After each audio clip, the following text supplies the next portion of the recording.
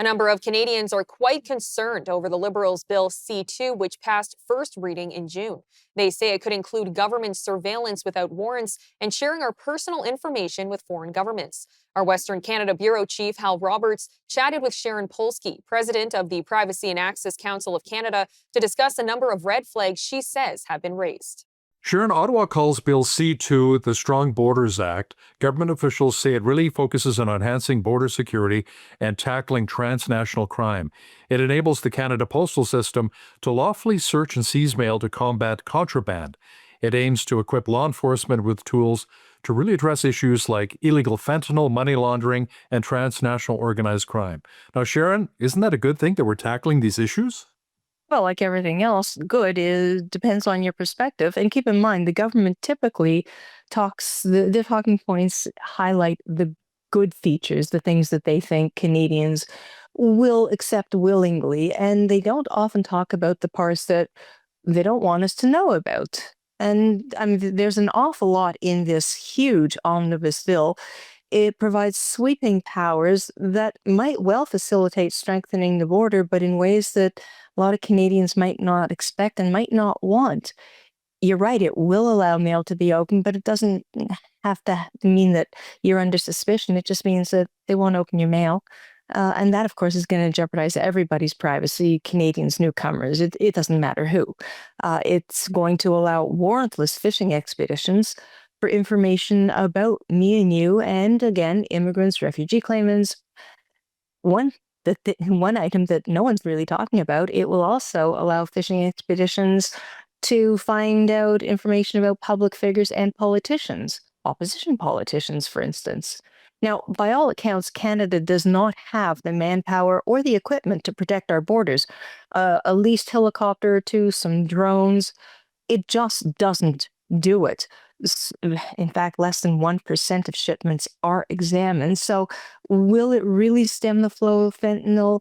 We have our doubts. And keep in mind, Canada already shares information about who arrives and leaves our country, and Bill C2 will give the American authorities the ability to find out whatever they want about individuals in Canada, and that way the American authorities will be able to use that information to protect their northern border and bar entry, of course. That will produce a safer border for the U.S. So the name is there.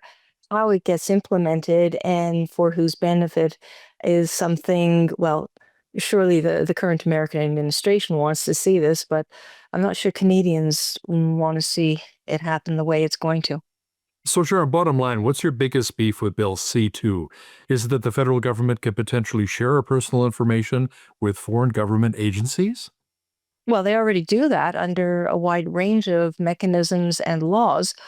There's so many problems with this piece of legislation. It's really hard to pinpoint one or the other. And keep in mind, this is just the latest effort to implement mechanisms that undermine our privacy. We saw the same thing in 2012 when the Conservative government of the day introduced Bill C-30 to allow what they referred to as lawful access. Some people called it awful access. That ostensibly was to protect children from online predators.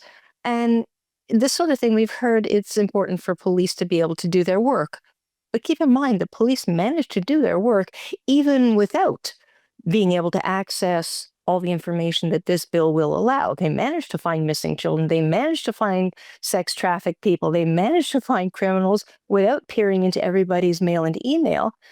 This is just the latest. The justification is now that it's necessary to safeguard the border. And of course, there's concern that these laws are omnibus bills. This doesn't just apply to Bill C2. This is something the recent Liberal governments have been doing increasingly, and it seems the objectionable parts, and there always are negotiated away so that the desirable parts become law.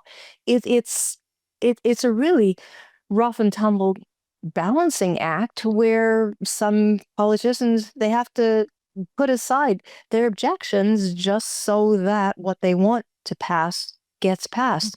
I mean, Bill C2, it has 16 parts. Two of them, really, every critic, including the government critics, say that these two parts should be split out into becoming their own laws so that they can be studied fully and properly. That's not likely to happen if they stay as part of the omnibus bill. Now, some are also quite concerned that Bill C2 would potentially open the floodgates to U.S. surveillance. How do you see it? You're right, the bill does provide sweeping surveillance powers, and it contains references to the potential for agreements or arrangements with foreign states. It also talks about the potential that persons, and keep in mind, persons is not defined, so it means natural people, you and me, flesh and blood, and corporate entities. They could all be compelled by laws of foreign states to disclose information.